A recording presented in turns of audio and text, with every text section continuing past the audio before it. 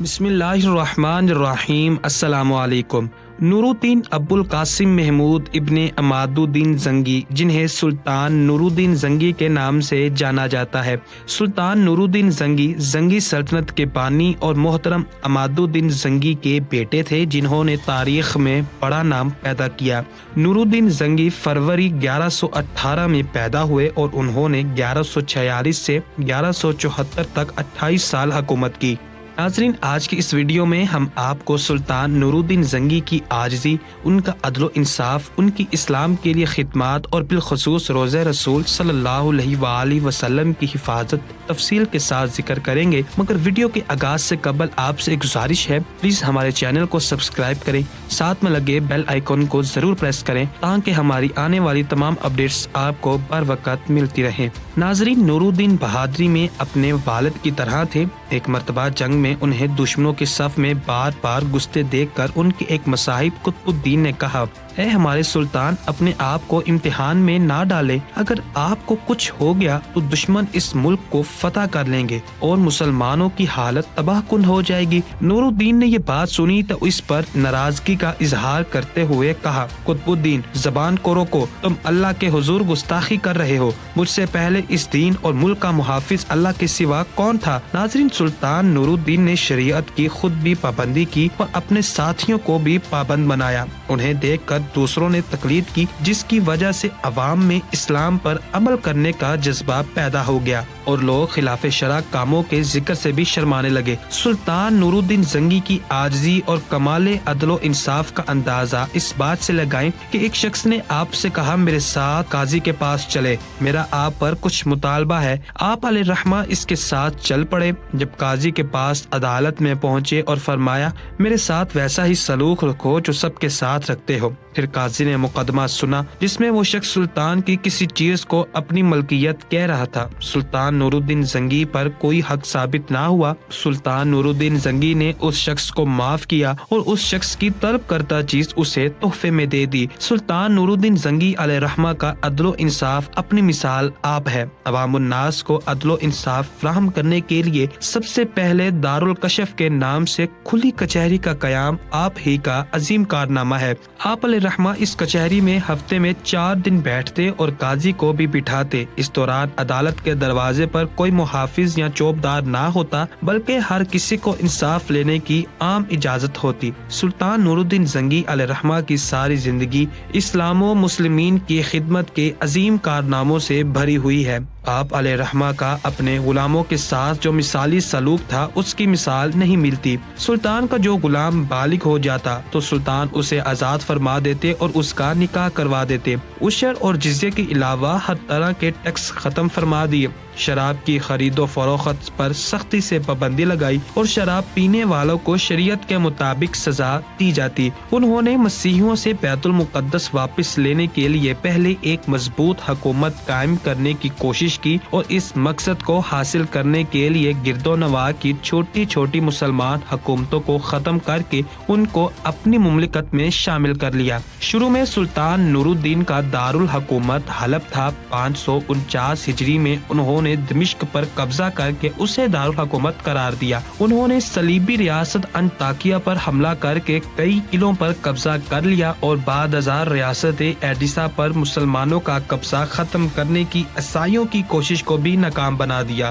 دوسری صلیبی جنگ کے دوران دمشق پر قبضہ کرنے کی کوششوں کو بھی سیف الدین غازی اور معین الدین کی مدد سے ناکام بنا دیا اور بیت المقدس سے مسیحیوں کو نکالنے کی راہ ہموار کر دی۔ دوسری صلیبی جنگ میں فتح کی بدولت ہی مسلمان تیسری صلیبی جنگ میں فتح یاب ہو کر سلطان صلاح الدین ایوبی کی بدولت ہی بیت المقدس کو واپس لینے میں کامیاب ہوئے۔ سلطان نور الدین زنگی کے حکم پر ایک بہت خوبصورت اور شاندار ممبر تیار کیا گیا، جسے وہ مسجد اقصی میں اپنے ہاتھوں سے رکھنا چاہتے تھے، مگر فتح سے قبل آپ کا انتقال ہو گیا۔ بعد میں سلطان صلاح الدین ایوبی نے آپ کی خواہش کو پورا کیا اور ممبر اپنے ہاتھوں سے ہی مسجد اقصی میں رکھوایا۔ اس زمانے میں مصر میں فاطمی حکومت قائم تھی، لیکن اب وہ بالکل کمزور ہو گئی تھی اور مصر چونکہ فلسطین سے ملا ہوا تھا اس لیے مسیحی اس پر قبضہ کرنا چاہتے تھے۔ یہ دیکھ کر سلطان نور الدین نے ایک فوج بھیجی جس میں سلطان صلاح الدین ایوبی ایک فوجی کے طور پر شامل تھے۔ اس فوج نے 564 میں مصر پر بھی قبضہ کر لیا اور فاطمی حکومت کا خاتمہ کر دیا۔ پیارے ساتھیوں، سلطان نور الدین زنگی ایک متقی پرہیزگار مسلمان تھے اور ہر وقت خوف خدا میں رہتے تھے۔ ایک دفعہ سلطان نور الدین زنگی دمات جو مصر کا علاقہ ہے، اس مقام پر وہ کفار سے جنگ کر رہے تھے۔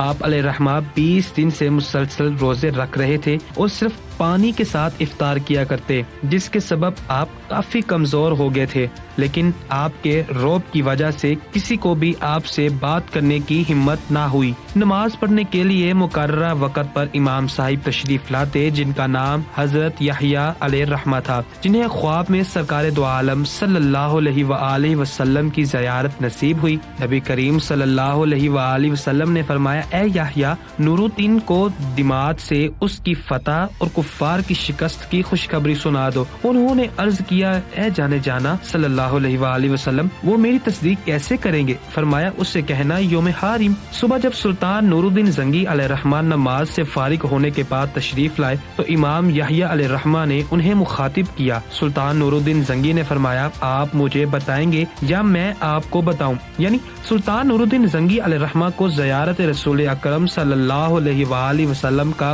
پہلے ہی سے علم تھا۔ پھر سلطان نور الدین زنگی علیہ الرحمن نے سارا خواب بیان کر دیا۔ امام یحییٰ علیہ الرحمن نے فرمایا، یوم حارم کیا ہے؟ تو انہوں نے بتایا کہ ایک بار میں کفار کے ساتھ برسر بیکار تھا کہ مجھے اسلامی لشکر کی شکست کا خوف ہوا۔ میں لشکر سے ہٹ کر ایک جگہ سجدہ ریز ہو گیا اور اپنا چہرہ خاک پر رکھ کر اللہ رب العزت کی بارگاہ میں عرض کیا، اے میرے مولا، محمود کون ہے؟ یہ دین تو تیرا دین ہے، یہ لشکر بھی تو تیرا لشکر ہے۔ آج تو ہمارے ساتھ وہی معاملہ فرما جو تیرے کرم کے لائق ہے۔ بس اللہ تعالیٰ نے ہمیں فتح عطا فرمائی۔ آپ علیہ الرحمن نے 50 سے زائد شہر اور قلعے بھی فتح کیے۔ ناظرین گرامی، سلطان نور الدین زنگی ایک عابد شب بیدار تھے۔ وہ ایک عظیم الشان سلطنت کے فرما روا ہونے کے باوجود ایسے مرد درویش تھے جن کی راتیں مسلح پر گزرتی اور دن جہاد میں۔ وہ عظمت و کردار کے ایک عظیم پیکر تھے جنہوں نے اپنی نوک شمشیر سے تاریخ اسلام کا ایک روشن باب لکھا۔ سلطان نور الدین رات کا بیشتر حصہ عبادت و مناجات میں گزارتے۔ ان کا معمول تھا کہ نماز عشاء کے بعد باکثرت نوافل پڑھتے اور پھر جانے جانا رحمت عالم صلی اللہ علیہ وآلہ وسلم پر سینکڑوں مرتبہ درود شریف بھیجا کرتے۔ تھوڑی دیر کے لیے بستر پر لیٹتے، چند گھڑیوں کے بعد پھر نماز تہجد کے لیے اٹھ کھڑے ہوتے اور صبح تک نہایت خشوع و خضوع کے ساتھ اللہ تعالیٰ کی عبادت میں مشغول رہتے۔ ایک مرتبہ وہ اپنے معمول کے مطابق اپنی عبادت و ریاضت سے فارغ ہو کر بستر پر لیٹے تو خواب میں 3 مرتبہ رحمت عالم کی زیارت نصیب ہوئی۔ بعض روایتوں میں ہے کہ سلطان نے متواتر 3 رات رحمت عالم صلی اللہ علیہ وآلہ وسلم کو خواب میں دیکھا۔ ہر مرتبہ 2 آدمیوں کی طرف اشارہ کرتے ہوئے حضور صلی اللہ علیہ وآلہ وسلم فرماتے، نور الدین یہ آدمی مجھے ستا رہے ہیں، ان کے شر کا استحصال کر۔ نور الدین یہ خواب دیکھ کر سخت پریشان ہوئے، بار بار استغفار پڑھتے اور رو رو کر کہتے، میرے آقا و مولا کو میرے جیتے جی کوئی ستائے یہ نہیں ہو سکتا۔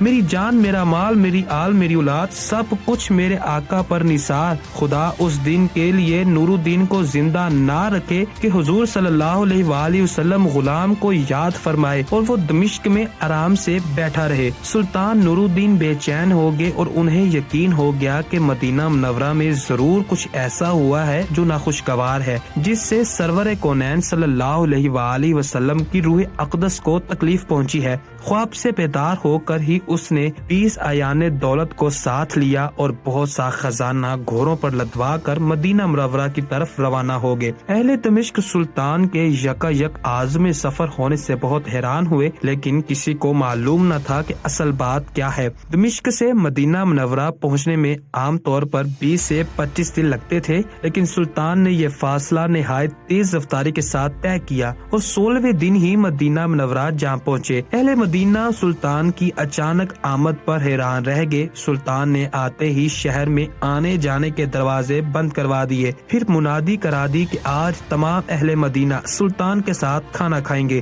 تمام اہل مدینہ نے نہایت خوش دلی سے سلطان کی دعوت قبول کی۔ اس طرح مدینہ منورہ کے تمام لوگ سلطان کی نظر سے گزر گئے، لیکن ان میں وہ آدمی نہیں تھے جن کی شکلیں انہیں خواب میں دکھائی گئی تھی۔ سلطان نے اکابر شہر سے پوچھا کہ کوئی ایسا شخص تو باقی نہیں رہا جو کسی وجہ سے دعوت میں شریک نہ ہو سکا ہو؟ انہوں نے عرض کیا، سلطان، اہل مدینہ میں تو کوئی شخص ایسا نہیں رہا جو دعوت میں شریک نہ ہوا ہو۔ ہاں، البتہ دو خدا رسیدہ مغربی زائر جو مدت سے یہاں مقیم ہے وہ نہیں آئے۔ وہ دونوں بزرگ عبادت میں مشغول رہتے ہیں، اگر کچھ وقت بچتا ہے تو جنت البقیع میں لوگوں کو پانی پلاتے ہیں، ان کے سوا وہ کسی سے ملتے ملاتے نہیں۔ سلطان نے حکم دیا، ان دونوں کو بھی ضرور یہاں لاؤ۔ جب وہ دونوں سلطان کے سامنے حاضر کیے گئے تو سلطان نے ایک نظر میں ہی انہیں پہچان لیا کہ یہ تو وہی دو آدمی ہیں جو انہیں خواب میں دکھائے گئے تھے۔ انہیں دیکھ کر سلطان کا خون کھول اٹھا، لیکن تحقیق حال ضروری تھی کیونکہ ان کا لباس زاہدانہ اور شکل و صورت مومنوں کی سی تھی۔ سلطان نے ان دونوں سے پوچھا کہ تم دونوں کہاں رہتے ہو؟ انہوں نے بتایا کہ روضہ اقدس کے قریب ایک مکان کرائے پر لے رکھا ہے اور اس میں ہر وقت اللہ کی عبادت میں مشغول رہتے ہیں۔ سلطان نے انہیں وہیں اپنے آدمیوں کی نگرانی میں چھوڑا اور خود اکابر شہر کے ہمراہ اس مکان میں جا پہنچے۔ ایک چھوٹا سا مکان تھا جس میں نہایت مختصر سامان تھا جو مکینوں کی زاہدانہ زندگی کی شہادت دے رہا تھا۔ اہل شہر ان دونوں کی تعریف میں رطب اللسان تھے۔ وہ بظاہر کوئی چیز قابل اعتراض نظر نہیں آ رہی تھی، لیکن سلطان کا دل مطمئن نہیں تھا۔ اس نے مکان کا فرش ٹھوک بجا کر دیکھنا شروع کر دیا۔ یکایک سلطان کو ایک چٹائی کے نیچے فرش ہلتا ہوا محسوس ہوا۔ چٹائی ہٹا کر دیکھا تو ایک چوڑی سیل تھی، اسے سرکایا گیا تو ایک خوفناک انکشاف ہوا۔ ناظرین، یہ ایک سرنگ تھی جو روضہ اقدس صلی اللہ علیہ وآلہ وسلم کی طرف جا رہی تھی۔ سلطان سارا معاملہ آنن فانن سمجھ گئے اور باختیار سلطان کے منہ سے صدق اللہ و صدق رسولہ النبی الکریم نکلا۔ سادہ مزاج اہل مدینہ بھی ان بھیڑ نما بھیڑیوں کی یہ حرکت دیکھ کر ششدر رہ گئے۔ سلطان اب قہر و جلال کی مجسم تصویر بن گئے اور انہوں نے دونوں ملعونوں کو پابائے زنجیر کر کے اپنے سامنے لانے کا حکم دیا۔ جب وہ سلطان کے سامنے پیش ہوئے تو سلطان نے ان سے نہایت غضبناک لہجے میں مخاطب ہو کر پوچھا، سچ سچ بتاؤ تم کون ہو اور اس ناپاک حرکت سے تمہارا کیا مقصد ہے؟ دونوں ملعونوں نے نہایت بے شرمی اور ڈٹائی سے جواب دیا، اے بادشاہ، ہم نصرانی ہیں۔ بعض روایتوں میں ہے کہ یہ دونوں یہودی تھے اور اپنی قوم کی طرف سے ہمارے نبی کریم صلی اللہ علیہ وآلہ وسلم کے جسد اقدس کو چرانے پر مامور ہوئے تھے۔ ان کے نزدیک اس سے بڑھ کر کوئی کار ثواب نہیں تھا۔ انہوں نے کہا، افسوس کہ عین اس وقت جب ہمارا کام بہت تھوڑا باقی رہ گیا تھا تم نے ہمیں گرفتار کر لیا۔ ایک روایت میں یہ بھی ہے کہ سرنگ حضرت عمر کے جسد مبارک تک جا پہنچی تھی، یہاں تک کہ ان کا ایک پاؤں مبارک بھی ننگا ہو گیا تھا۔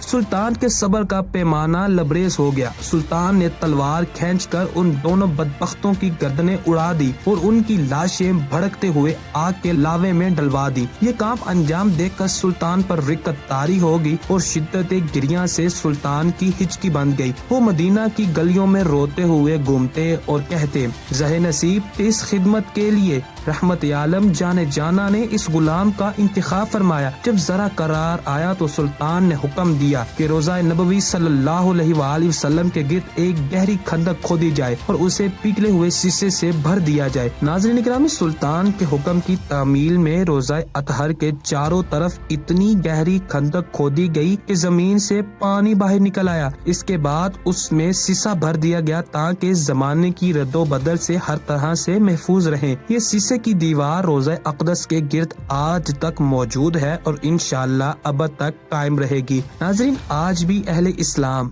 سلطان نور الدین کا نام نہایت محبت اور احترام سے لیتے ہیں اور ان کا شمار ان نفوس قدسیوں میں کرتے ہیں جن پر سید البشر نے خود اعتماد کا اظہار فرمایا۔ ناظرین، جیسا کہ ہم نے آپ کو پہلے بتایا تھا کہ سلطان نے بیت المقدس کو فتح کرنے کے لیے تیاریاں شروع کر دی تھی، مگر اللہ تعالیٰ کو کچھ اور ہی منظور تھا۔ سلطان نور الدین ابھی حملے کی تیاریاں ہی کر رہے تھے کہ سلطان کو حشاشین نے زہر دیا۔ ناظرین، حشاشین ایک دہشت پسند پسند اور خفیہ جماعت تھی جس کی بنیاد اسماعیلی فرقے کے حسن بن صبا نے رکھی اور ان کا مرکز الموت میں قلعہ الموت تھا۔ ناظرین، قلعہ الموت یہ ایران میں ایک پہاڑی قلعہ تھا۔ یہ موجودہ تہران ایران سے تقریباً 100 کلومیٹر کے فاصلے پر ہے۔ اس جماعت کا خاتمہ ہلاکو خان کے ہاتھوں ہوا، جس نے قلعہ الموت کو فتح کر کے حسن بن صبا کے آخری جانشین رکن الدین کو گرفتار کر لیا اور ہزاروں فدائیوں کو بڑی بے رحمی سے قتل کر دیا۔ بہرحال حشاشین نے سلطان کو زہر دے دیا، جس کی وجہ سے سلطان کے گلے میں سوزش پیدا ہو گئی،